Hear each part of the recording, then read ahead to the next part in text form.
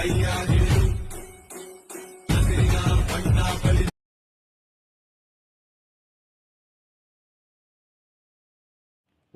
ಶಕ್ತಿ ಶ್ರೀ ಗಂಗಾ ಮಾತೆಯೇ ನಮಃ.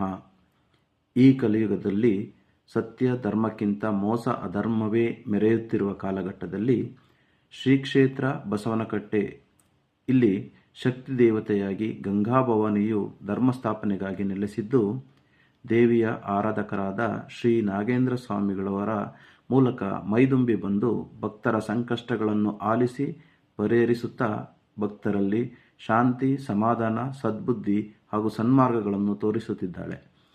ಈ ಪರಾಭವ ನಾಮ ಸಂವತ್ಸರದಲ್ಲಿ ಸಕಲ ಭಕ್ತಗಣಗಳಿಗೆ ತಾಯಿಯು ಸನ್ಮಂಗಳವನ್ನುಂಟು ಮಾಡಲಿ. ಎಲ್ಲರಿಗೂ ಶ್ರೀ ನಾಗೇಂದ್ರ ಸ್ವಾಮಿಗಳವರ ವತಿಯಿಂದ